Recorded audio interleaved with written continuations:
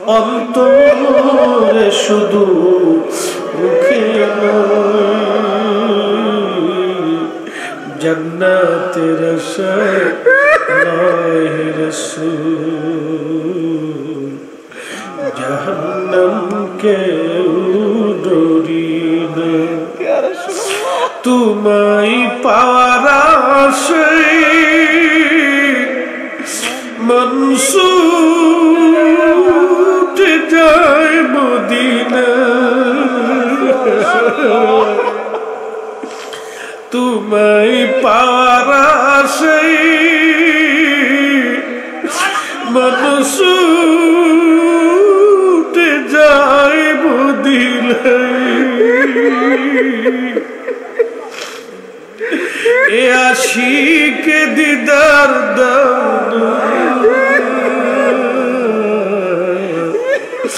আর দূরে থাকিও না এ আশিক দিদার দাও না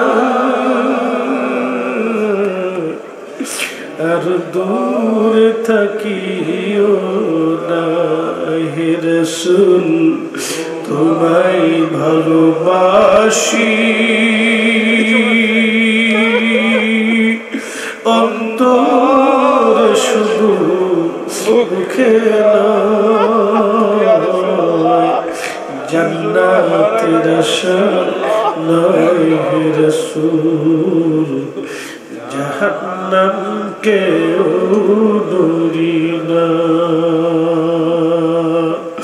সালাতুন ইয়া রাসূলুল্লাহ আলাইকুম সালামুন ইয়া হাবিবাল্লাহ সালাতুন ইয়া রাসূলুল্লাহ আলাইকুম সালামুন ইয়া হাবিবাল্লাহ আলাইকুম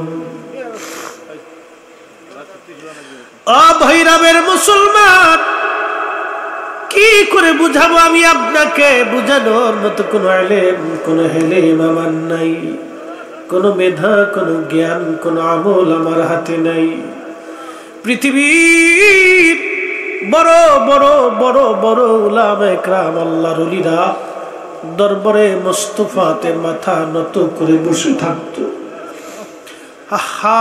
হাজিরা দিলে নবীর কদমে যে তারা থরথর থরথর করে কাঁপত তারা জানতেন এই দরবারে মঞ্জুর হলে মালিকের দরবারে মঞ্জুর হবে দরবারে মুস্তাফাতে মঞ্জুর হলে আরশের মালিকের দরবারে মঞ্জুর হবে মদিনার দরবারে মঞ্জুর না হলে আরশের মালিকের দরবারে মঞ্জুর হবে না মঞ্জুর হবে না হবে না হবে না হবে না কথা বলেন ঠিক না বেঠি হবে না হবে না হবে না আল্লাহ বললেন ওয়ালাউ আন্নাহুম ইযলামু আনফুসাহুম জাউকা ফাস্তাগফিরুল্লাহ ওয়াস্তাগফারা লাহুমুর রাসূল লাওয়াজাদুল্লাহ তাওয়াবার রাহিমা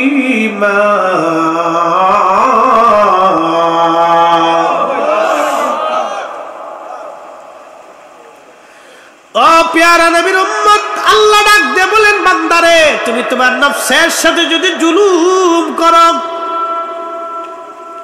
হুজুর ওয়াজের ভিতরে একটা গজল গেয়েছিলেন মক্কায় হজ করতে গেলা মদিনায় যদি না যাও হজ মঞ্জুর হয় না কথাটা কত দামি কত ওজনওয়ালা কোরআন থেকে বুঝে যাবেন আচ্ছা বলেন হাজিরা কি নিষ্পাপ না গুনাহওয়ালা হাজিরা গুনাহওয়ালা পৃথিবীর কেউ নিষ্পাপ না আমরা সব গুনাহওয়ালা গুনাহ মার্কা গুনাহ ছাড়া কেউ নাই আমরা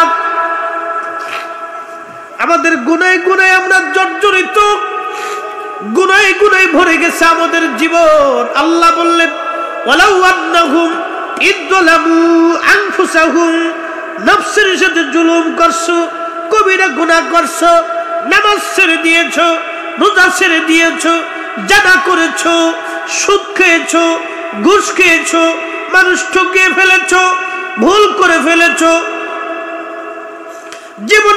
ভুল তুমি করে ফেলেছো, বিরাট বড় ভুল হয়ে গেছে, আসমান আর জমিন ভরে ফেলেছো, চিন্তার কারণ নাই, চিন্তার কারণ নাই, ভয়ের কারণ নাই। ও আমার বান্দারা, চলে যাও আমার রাসূলের বারগাহে, চিৎকার মেরে বলেন না ইয়া রাসূলুল্লাহ।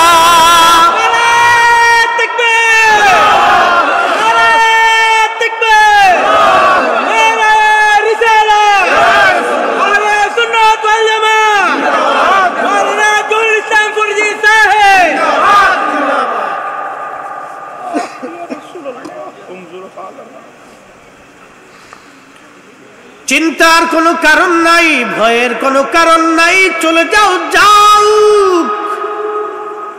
আমার রাসূলের বারগাহে, দরবারে মুস্তাফাতে। একসাথে জোরে বলবেন আল্লাহু আকবার। বাজান ওরা বলে কোনো হাদিসে নাই, কোরআন বলে চলে যাও, কালামুল্লাহ বলে চলে যাও, আল্লাহর জবান বলে চলে যাও আমার রাসূলের বারগাহে। ক্ষমা পাইতে হলে নবীর দরবারে যাইতে হবে, যাও চলে যাও আমার নবীর বাড়ি। শুধু গেলেই হবে না, আল্লাহ বলেন ফাস্তাগফিরুল্লাহ, যাই আমি আল্লাহর দরবারে তুমি ইস্তেগফার করতে থাকো, করলেই ক্ষমা হবে না। ক্ষমা পাওয়ার শর্ত হলো ওয়াস্তাগফার লাহুমুর রাসূল, আমার নবী যদি তোমার পক্ষে আমি আল্লাহর দরবারে উকালতি করে সুপারিশ করিয়া দেয়, একবার যদি বলিয়া দেয় আল্লাহ আমার উম্মত তুমি মাফ করিয়া দাও, লাওয়াজাদুল্লাহ তাওয়াবার রাহিমা।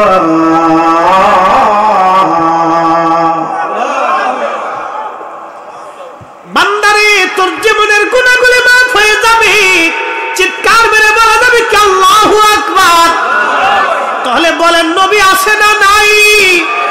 নবী লাগবে কি লাগবে না? হাই হাই হাই, ওরা কারা? নতুন নতুন এক এক দল আছে,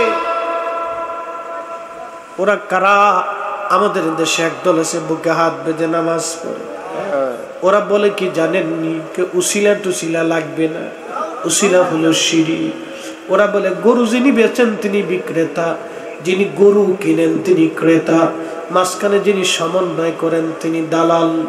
আমরা চাবো আল্লাহর কাছে, দিবে আল্লাহ। আল্লাহর দরবারে চাওয়া এবং পাওয়ার মাধ্যমে কোনো উসিলা লাগবে না, এই উসিলা হলো দালালি, কোনো দালালের প্রয়োজন আমাদের নাই। আরে আল্লাহ ডাক দেয়া বলেন এই বান্দা যা, যা রাসূলের বারগাহে ফাস্তাগফিরুল্লাহ, আমি আল্লাহর দরবারে ক্ষমা চাবি, ক্ষমা হবে না।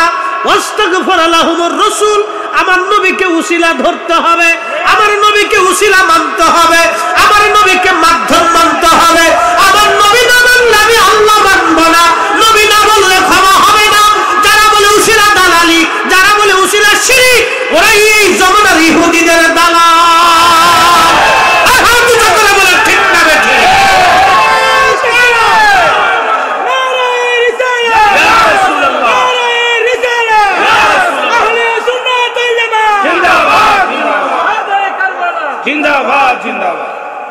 বাজানো আল্লাহ ডাক দে বলেন যাও বান্দা, যদি রসুলকে উসিলা ধরতে পারো, নবী যদি তোমার পক্ষে উসিলা হয়ে যায়, যদি আমার নবীকে মাধ্যম মানতে পারো, আমার নবী যদি তোমার ক্ষমার মাধ্যম হয়ে যায়, লাওয়াজাদুল্লাহ তাওয়াবার রাহিমা। কোরআনে আল্লাহর জবান বলে, কার জবান? আল্লাহ।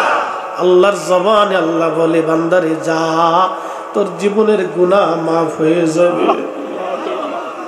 এ সব গম্বদ ওয়ালে मंजूर दुआ करना, जब वो तिनज आए आका दीदारे अता करना, दीदारे अता करना। मैं कब्र अंधेरी में घबराऊंगा जब तन्हा कब्र अंधेरी में घबराऊंगा जब तन्हा इमदाद मेरी करने आ जाना रसूल अल्लाह इमदाद मेरी करने आ जाना रसूल अल्लाह रोशन मेरी तुर्बत को लिल्लाह जरा करना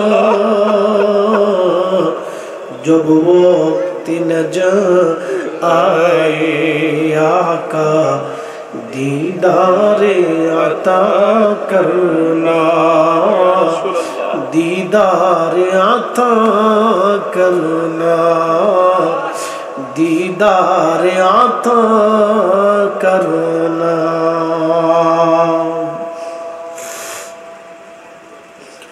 प्रश्न राखबेन मुफ्ती जहिरुल इस्लाम फरीदी नबी कबरे आसबे प्रमाण की नबी मदद करबे प्रमाण की प्रमाण देওয়ার জন্য এখন আমি কারবালার মাঠের দিকে চলে যাই যদু মুহররম মাস একটা ঘটনা বলে আপনাদের মাঝ থেকে বিদায় নিব বেশি লম্বা কথা না 10ই মুহররম দিন পার হয়ে যাচ্ছে হযরত ইমাম কাসিম রাদিয়াল্লাহু আনহু শহীদ হয়ে গেলেন ইমাম আলী আকবর রাদিয়াল্লাহু আনহু শহীদ হয়ে গেলেন আব্বাস আলামদার রাদিয়াল্লাহু আনহু শহীদ হয়ে গেলেন আলী আসগর রাদিয়াল্লাহু আনহু কে বাবার কোলের মধ্যে শহীদ করা হলো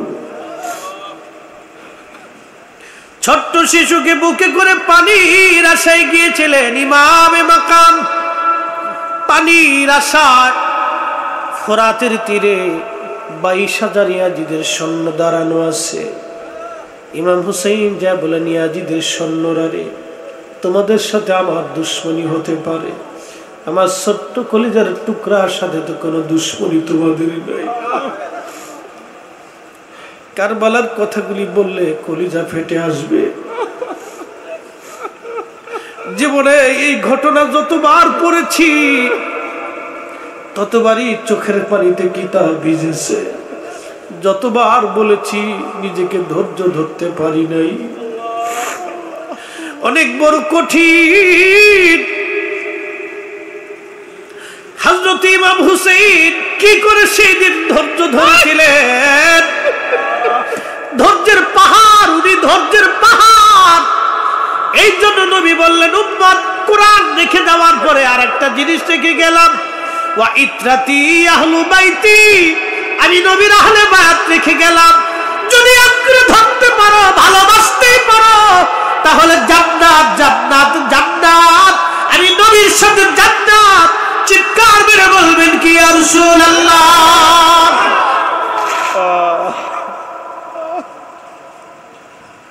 হযরত ইমাম মাকাম হুসাইন রাদিয়াল্লাহু আনহু পানির আশা নিয়ে দাঁড়িয়ে আছে সন্তান ছোট্ট বাচ্চা কোলের মধ্যে পানি দিবি রে ইয়াজিদের সৈন্যরা যদি বিশ্বাস তোমরা না করো আমার ছোট্ট কলিজার টুকরাটাকে তোমরা নিয়ে যে ফরাত নদী থেকে পানি পান করায় আর কলিজা ঠান্ডা করে দাও আজকে 3 দিন হলো আমার এই ছোট্ট বাচ্চার মুখে এক ফোঁটা পানিও আমি দিতে পারি নাই কল্পনা করতে পারবেন আজকে 3 দিন বাবার কোলে বাচ্চা কাঁদে মার কোলে সন্তানটা কাঁদে পানির আশা যে নবীর জন্য ফরাত নদী তৈরি হলো যে নবীর জন্য সাগর মহাসাগর তৈরি হলো যে নবীর জন্য আসমান থেকে পানি আসে যে নবীর জন্য পাহাড় আর পর্বত গাছপালা হলো যে নবীর জন্য পৃথিবী সৃষ্টি হলো সেই নবীজির দৌহিত্রের সন্তান আজ পানির আশায় ছটফট করে কত বড় পরীক্ষা ছিল এই উম্মতের জন্য সেই দিন কত বড় পরীক্ষা ছিল ইয়াজিদিদের জন্য সেই দিন ভৈরবের মুসলমান আওলাদে রাসূল সেই দিন বলতেছিল ইয়াজিদিরা একটু পানি দিবি বিশ্বাস যদি তোমরা আমাকে না করো এই ছোট্ট বাচ্চাটাকে তোমরা নিয়ে যে পানি পান করায় দাও। দূর থেকে বেঈমান বলল, হুসাইন অপেক্ষা করো, জনমের পানি তোমাকে পান করাবো। তীর ছুঁড়ে মারা হলো, বাবার কোলের মধ্যে ধরে রাখা ছোট্ট বাচ্চার কলিজা বিদীর্ণ হয়ে গেল। বাবার কোলের মধ্যে বাচ্চা ছটফট করে শহীদ হয়ে গেলেন। ফিনকি মেরে মেরে গল গল করে বাবার কোলের মধ্যে ছোট্ট বাচ্চা রক্তের ফোয়ারা চলতেছিল।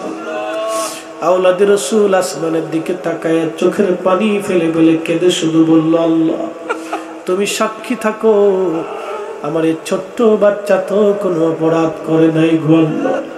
পানি বিহনে ওরা আমার কোলের মধ্যে বাচ্চাটাকে শহীদ করে দিল। ছোট্ট বাচ্চাটাকে ইমাম হুসাইন তাবুর পাশে যাইয়া বিবিকে ডাক দিয়ে বলল, বিবি রে আসো বিবি, আমি আমার আলী আসগরকে পানি পান করেছি রে বিবি, তবে দুনিয়ার পানি না। এতক্ষণে আমার নানা রাহমাতুল লিল আলামিন আমার আলী আসগরকে হাউজে কাউসারের পানি পান করাইছে। আরে ওই বুঝি রে যাই রে সোনা, কারবালার মাতম জারি, কান্দে ইমাম হুসাইন বিনয় করি, আলী আসগরের লাশ বুকে ধরি, কান্দে ইমাম হুসাইন বিনয় করি,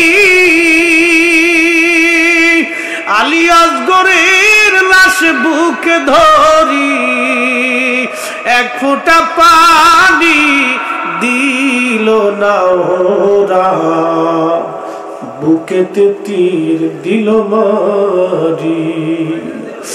আর ওই বুঝি রে যাই রে সোনা, কারবালার মাতম জারি।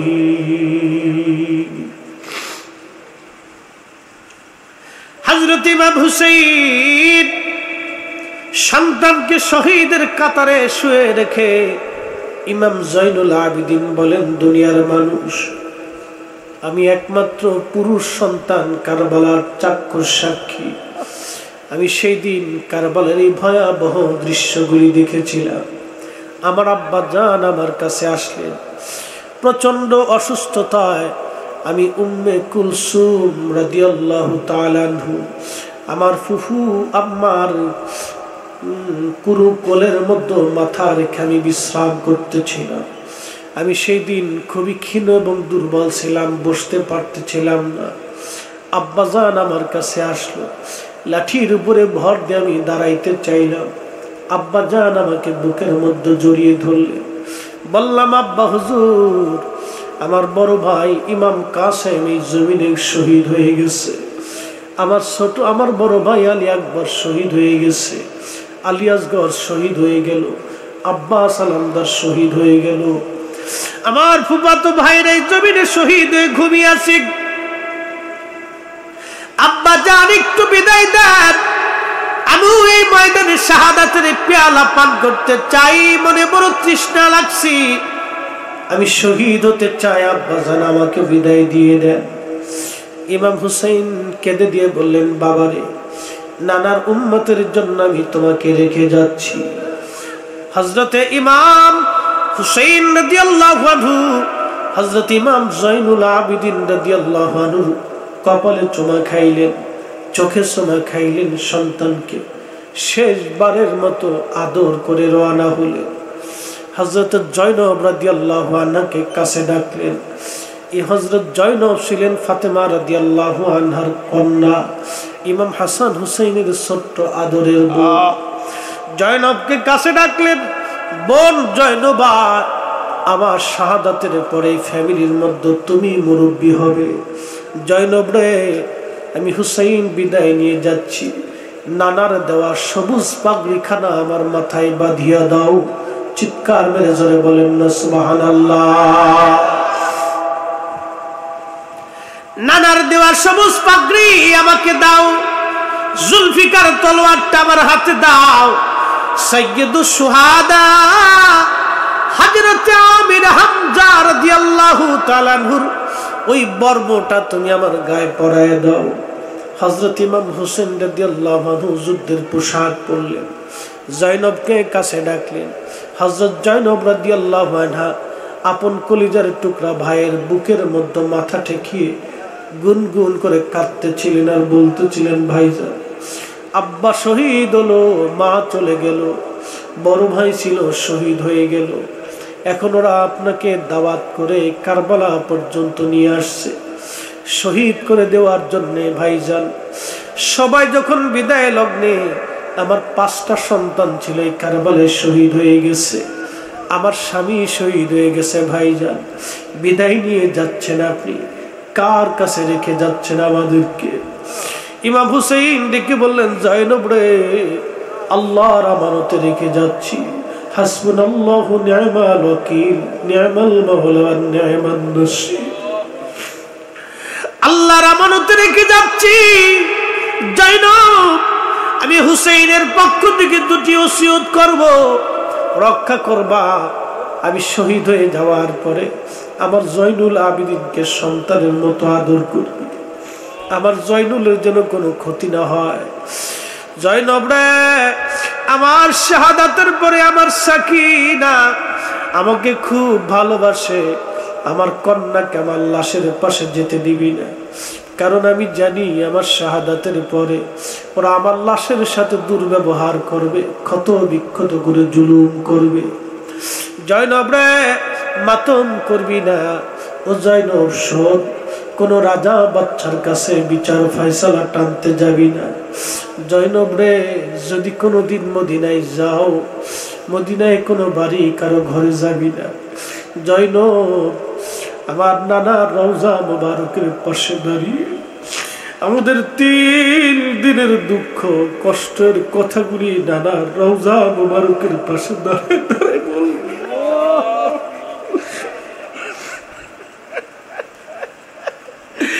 ইমাম জয়নুল আবেদিন বলেন, দুনিয়ার মানুষ ঠিক,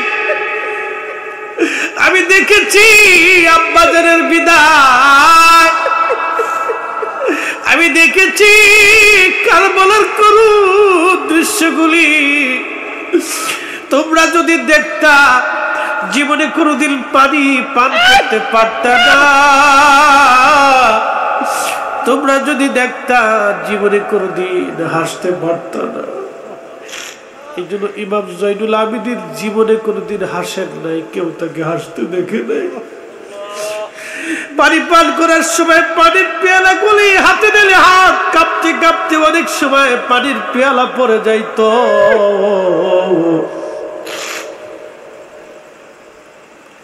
হযরত ইমাম জয়নুল আবেদিন রাদিয়াল্লাহু আনহু বলে, আব্বা জান এই কথা বলে আমাদের মাঝ থেকে সালাম দিয়ে বিদায় নিয়ে চলে গেলে। প্রচন্ড যুদ্ধ হয় কারবালাতে, 1টা 2টা না 133টি তীর ইমাম হুসাইন রাদিয়াল্লাহু আনহুর পুরো শরীর মোবারকটা ঝাঁঝরা হয়ে গেল। 33টা তলোয়ারের আঘাত, 21টা বর্ষার আঘাত, আওলাদে রাসূলের পুরো শরীর ঝাঁঝরা হয়ে গেল। শেষ সময় একটা তীর কপাল বরাবর এসে মাথার মধ্যে ঢুকে মগজের মধ্যে চলে গেল। সহ্য করতে পারেন আওলাদে রাসূল, সহ্য করতে পারেন এই পড়ে গেল। সীমার বুকের মধ্যে চড়ে গলার মধ্যে তলোয়ার চেপে ধরছে। নবীজি দৌহিত্র ইমাম হুসাইন রাদিয়াল্লাহু আনহু বললেন, সীমার রে, আমি তোমাকে চিনছি। আমার নানা রহমতের নবী 50 বছর আগে বলেছিলেন, হুসাইন আমি স্বপ্ন দেখেছি তোমার রক্তের মধ্যে একটা কালো ডোরা কাটা কুকুর বুক লাগাইছে। সীমার আমি বুঝছি তুই আমাকে শহীদ করে দিবি, একটু সময় দিবি, জীবনের শেষ 2 রাকাত নামাজ আমি আদায় করে যাব। আল্লাহ চিৎকার মেরে বলবেন আল্লাহু আকবার। মুহররমের 10 তারিখে কি ঘটিল রব্বানা, কলিজা ফাটিয়া যায় রে বলিতে সেই ঘটনা। মুহররমের 10 তারিখে কি ঘটিল রব্বানা, কলিজা ফাটিয়া যায় রে বলিতে সেই ঘটনা। হাসান শহীদ জহরেতে, হুসাইন শহীদ কারবালায়,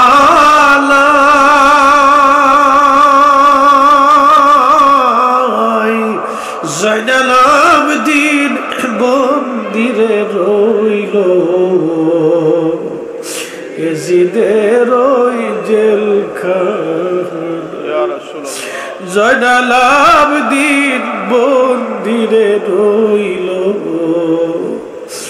এজিদের ওই জেলখানায়।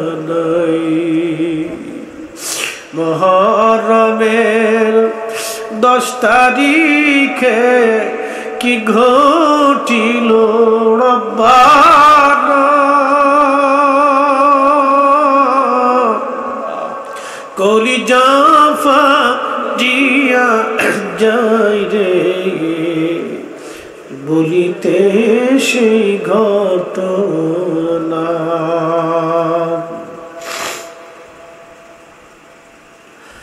ও নবীর উম্মত, আওলাদে রাসূলের মাথা থেকে দেহ মোবারক আলাদা করে ফেলে মাথা মোবারক বর্ষার আগায় বিধাইয়া সেই দিন বেঈমানের দল কারবালার ময়দান ভরে আনন্দ মিছিল করতেছিল। আওলাদে রাসূলের দেহ মোবারক আলাদা করল, জুব্বা খুলে বর্ম খুলে খালি গায়ে কারবালার ধুলাবালির মধ্যে ফেলাইয়া ইমাম ইবনে কাসির আল বেদায়ার মধ্যে লেখে 70টা ঘোড়া তারা সিরিয়াল করলো ইমাম হোসেন রাদিয়াল্লাহু আনহুর দেহ মোবারকের উপর ঘোড়া দাবড়ানোর জন্য। 70টা ঘোড়া সিরিয়াল করলো। এই ঘোড়া ইমাম হোসেন রাদিয়াল্লাহু আনহুর দেহ মোবারকের উপরে ঘোড়া দাবড়াইতেছিল। ঘোড়ার পায়ের আঘাতে আঘাতে ইমাম হোসেন রাদিয়াল্লাহু আনহুর শরীর মোবারক থেকে গোশত চামড়াগুলি খসে খসে পড়ে যাচ্ছিল, দলিত মলিত হচ্ছে ধুলাবালির মধ্যে। হযরত যায়েনব রাদিয়াল্লাহু আনহা সহ্য করতে পারেন নাই, দৌড়ায় এসে ভাইয়ের লাশের পাশে দাঁড়িয়ে, জেসেম মুবারকের পাশে দাঁড়িয়ে মদিনার দিকে তাকাইয়া যায়েনব চিৎকার মেরে মেরে কেঁদে কেঁদে বলতেছিল, ইয়া মুহাম্মাদ সাল্লাল্লাহু আলাইহি ইয়া মুহাম্মাদ ইয়া রাসূলুল্লাহ সাল্লাল্লাহু আলাইহি।